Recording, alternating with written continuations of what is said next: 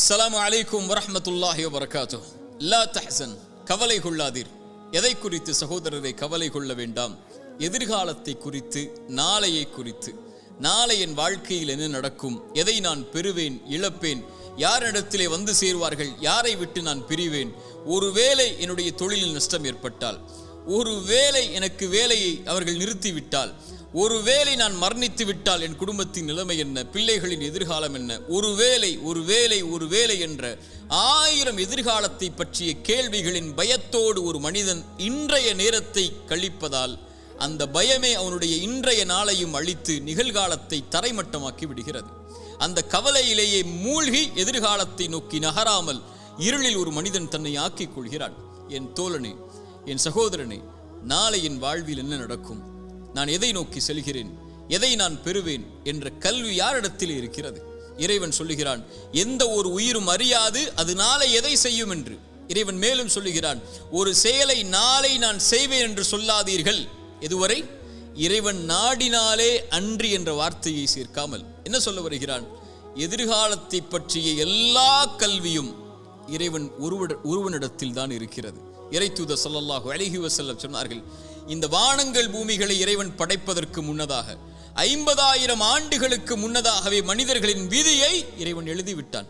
எவ்வளவு நாள் இவன் வாழ்வான், எவ்வளவு நாளில் மரணிப்பான், எதை பெறுவான், எதை இழப்பான், இவனுடைய வாழ்வாதாரம் என்ன, இவனுடைய சொத்து என்ன, இவனுடைய நஷ்டம் என்ன, இவனுடைய உறவு என்ன, இவன் பிரிவது என்ன, எல்லாம் எழுதப்பட்டு விட்டது.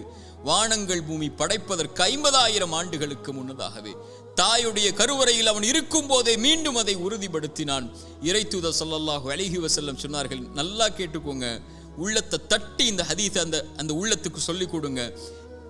எந்த ஒரு உயிரும் இந்த உலகத்தில் இருந்து மரணிக்காது அதனுடைய வாழ்வாதாரத்தை முழுமையாக்காமல். சுப்ஹானல்லாஹ், மீண்டும் சொல்கிறேன், எந்த ஒரு உயிரும் இந்த உலகத்தில் இருந்து மரணிக்காது அதனுடைய வாழ்வாதாரத்தை முழுமையாக்காமல். இவன் எதை பெறுவான், எதை இழப்பான், இவனுடைய சொத்து என்ன, இவனுடைய செல்வம் என்ன, ஒரு மனிதன் தன்னுடைய கடைசி சொட்டு தண்ணீரை அருந்தும் வரை, ஒரு மனிதன் தன்னுடைய சுவாச காற்றின் கடைசி மூச்சை இறைவன் எழுதியதின்படி சுவாசிக்கும் வரை மரணம் வராது. ஏன் பயப்படுகிறாய் எதிர்காலத்தை பற்றி? இது எழுதப்பட்டு விட்டது உன்னுடைய வாழ்வாதாரம். எதை பெறுவாய் என்று, எதை இழப்பாய் என்று, நீ செய்ய வேண்டியதெல்லாம் அதை நோக்கி நகர வேண்டியது மட்டும்தான். சோகம் வந்துவிட்டால், கவலை வந்துவிட்டால், இழப்பு வந்துவிட்டால், பிரிவு வந்துவிட்டால், இருட்டு அறையில் உட்கார்ந்து கொண்டு கண்ணீர் வடிப்பதை விட கிளம்பி செல் வெளிச்சத்தை நோக்கி. உனக்கு பெற இருக்கின்ற அதிசயங்கள் ஏராளம் உன்னுடைய எதிர்காலத்தில். அதை நோக்கி செல் என்பதுதான் இறைவனும் இறைத்தூதரும் நமக்கு காட்டக்கூடிய வழி. மூசாவுடைய தாயிடமிருந்து பாடம் படிப்போம் வாருங்கள். மூசாவுடைய தாய் ஒரு ஆண் குழந்தையை பெற்றெடுக்கிறாள். எப்படிப்பட்ட காலம்! ஃபிரவுன் கொடுங்கோலன் ஆண் குழந்தைகள் பிறந்தால் கையால் அறுத்து தூக்கி எறிந்தான் மனி இஸ்ரவேலர்களுடைய குழந்தைகளை. மூசாவுடைய தாய் பயந்தார்கள், இந்த குழந்தையை ஃபிரவுன் கண்டுவிட்டால் கொன்று விடுவானே. இறைவன் சொன்னான், மூசாவுடைய தாயை, முடிந்தால் அந்த குழந்தைக்கு உணவை கொடு, இல்லை என்றால் ஆற்றிலே கொண்டு போய் விட்டுவிடு. அவ்வளவுதான், நான் சொல்கிறேன் செய், எதிர்காலத்தை நான் முடிவு செய்கிறேன், நீ செயல்பட, அவ்வளவுதான். என்ன செய்வேன் தெரியுமா? நீ ஆற்றிலே விட்டால் இந்த குழந்தையை உன்னுடைய கரத்திலே மீண்டும் நான் கொண்டு வருவேன். எப்படி? இறைத்தூதர் மூசாவாக. ஆற்றிலே விட்டார்கள். இறைவன் சொன்னான், அவன் பார்த்துக் கொள்வான் எதிர்காலத்தை, இந்த மூசாவுடைய எதிர்காலத்தை என்று. அந்த குழந்தை கரை ஒதுங்கியது எங்கே? ஃபிரவுன் எந்த குழந்தை கையில் கிடைத்தால் அறுத்து விடுவான் என்று பயந்தார்களோ அந்த ஃபிரவுனுடைய அரண்மனையுடைய வாயிலில் எடுத்தார்கள். ஃபிரவுனுடைய மனைவி அழகாக இருக்கிறதை, இதை வளர்த்து விடுவோம் என்று முடிவெடுத்தார்கள். ஃபிரவுன் அதை அந்த குழந்தைக்கு உணவை கொடுப்பதற்கு பெண்களை தேடினான். மூசாவுடைய தாய் அழைத்து கொண்டு வரப்பட்டார்கள். அவர்களுடைய கரத்தில் மூசா அலைஹிஸ்ஸலாம் ஒப்படைக்கப்பட்டார்கள். இறைவன் சொன்னான், திருப்பி கொண்டு வருவேன். எப்படி ஒப்படைக்கப்பட்டார்கள்? இறைத்தூதர் மூசாவாக. மூசாவுடைய தாய் பயந்தார்களா எதிர்காலத்தை?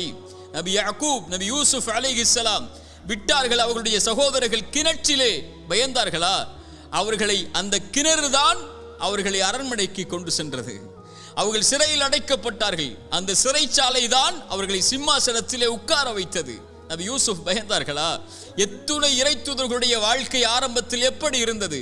இறைவன் சொன்னான், எதிர்காலத்தை பற்றி அவர்கள் கவலைப்படவில்லை. நபி நூஹ் கப்பல் கட்டினார். அங்கே வெள்ளம் இருந்ததா, ஆறு இருந்ததா, மலையை இறைவன் கொண்டு வருவான் என்று சொன்னால் அவன் கொண்டு வருவான். என் வாழ்வை சிறந்ததாகத்தான் இறைவன் அமைத்திருப்பான் என்று நான் நம்புகிறேன். அவன் அப்படித்தான் அமைத்திருப்பான். இன்று சோகம் நாளையது மகிழ்ச்சியாக மாறும். இன்று கண்ணீர் நாளையது அது சந்தோஷமாக மாறும். இன்றைய ஏழ்மை நாளை செல்வமாக மாறும். இன்றைய குழந்தையின்மை நாளை சிறந்த குழந்தையாக மாறும். இன்றைய உறவின் பிரிவு இதைவிட சிறந்த உறவை எனக்கு கொடுப்பான். இன்றைய இழப்பு இதைவிட அல்லாஹ் என்னை படைத்த இறைவன் இதைவிட சிறந்த ஒன்றை எனக்கு கொடுப்பான் என்ற நம்பிக்கையில் அவன் நகர்வான் வாழ்க்கையில். இறைத்தூதர் ஸல்லல்லாஹு அலைஹி வஸல்லம் சொன்னார்கள், இறைவன் மீது வைக்க வேண்டிய நம்பிக்கையை நீங்கள் உறுதியாக வைத்தால் எல்லா நேரங்களிலும் என் இறைவன் மீது நம்பிக்கை வைக்கிறேன், அவன் எனக்கு போதுமானவன். இன்றைய கஷ்டத்தை நீக்குவதற்கு அவன் எனக்கு வாக்கு கொடுத்திருக்கிறான். அவனுடைய பாதையில் நான் முன்னேறுகிறேன். அவனை நோக்கி இந்த கஷ்டத்தையும் இந்த சிரமத்தையும் இந்த இருளையும் இந்த சோகத்தையும் என் இறைவன் நீக்குவான். அவன் நாடிய போது இதைவிட சிறந்த ஒன்றை எனக்கு கொடுப்பான் என்று இழப்புகளையும் நஷ்டங்களையும் ஏமாற்றங்களையும் அவதூறுகளையும் அவமானங்களையும் பற்றி கவலைப்படாமல் கண்ணியத்தையும் வெற்றியின் பாதையிலும் பயணிக்கக்கூடிய ஒரு மனிதன் இறைவன் மீது நம்பிக்கை வைத்தால், இறைத்தூதர் சொன்னார்கள், ஒரு பறவைக்கு இறைவன் எப்படி உணவளிப்பானோ அது போன்று உங்களுக்கும் உணவளிப்பான். அவ்வளவுதான். பறவைக்கு உணவளிக்கக்கூடியவன் உங்களுக்கும் உணவளிப்பான். ஆனால் அந்த பறவை, இறைத்தூதர் சொன்னார்கள், காலையில் வயிறு காலியாக செல்கிறது, மாலை வயிறு நிரம்ப திரும்பி வருகிறது. அது காலையில் பசியாகத்தான் போகிறது. ஏன்? அது கூட்டுக்குள்ளேயே உட்கார்ந்து கொண்டு எனக்கு இறைவன் இந்த கூட்டில் உணவளிப்பான் என்று எதிர்காலத்தை பற்றிய பயத்தோடு உட்கார்ந்து இருக்கவில்லை. கிளம்பி செல்கிறது இறைவன் உணவளிப்பான் என்று. மாலையில் வயிறு நிரம்ப வருகிறது.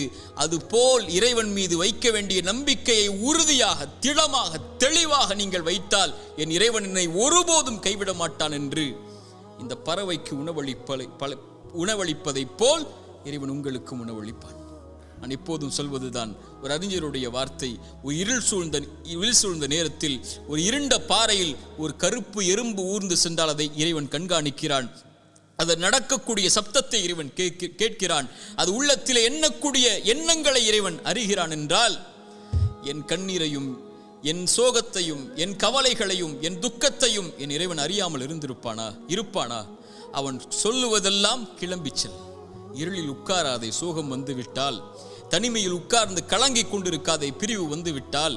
ஒன்றை இழந்து விட்டால் துவண்டு விடாதே, கிளம்பி செல். அடுத்தடுத்த வாழ்க்கை உனக்கு எதிர்நோக்கி இருக்கக்கூடிய அதிசயங்கள் ஏராளம்.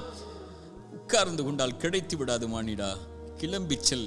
இறைவன் உன்னை சிறந்த வாழ்க்கையில் வாழ வைப்பான். ஒரு இறை நம்பிக்கை கொண்டவன் எதிர்காலத்தை பற்றி எந்த பயமும் கொள்ளாமல், கடந்த காலத்தை பற்றிய எந்த கவலையும் கொள்ளாமல், இன்றைய நாளை முறையாக பயன்படுத்தி எதிர்காலத்திற்காக தன்னுடைய வாழ்வை செதுக்குவான். என்ன நடந்தாலும் எது ஆனாலும் என் இறைவனின் நாட்டத்தின்படிதான் நடக்கும் என்ற நம்பிக்கையில், அது இறைவன் நாடியதை நான் பெறும் வரை எனக்கு மரணம் வராது என்ற நம்பிக்கையில் அவனுக்கு இறைவன் அமைத்த நேர்த்தியான நேர்மையான அந்த விதியின் மீது நம்பிக்கை கொண்டு அப்படிப்பட்ட இறை நம்பிக்கையாளர்களாக நாம் மாறினால் நம்முடைய எதிர்காலத்தை பற்றிய கவலைகள் நம்மை விட்டு மறையும். இறைவன் அந்த பாக்கியத்தை எனக்கும் உங்களுக்கும் தரட்டும். அகூலு கௌலி ஹாதா அஸ்தக்ஃபிருல்லாஹ் லீ வலக்கும். அஸ்ஸலாமு அலைக்கும் வரஹ்மத்துல்லாஹி வபரகாத்துஹு.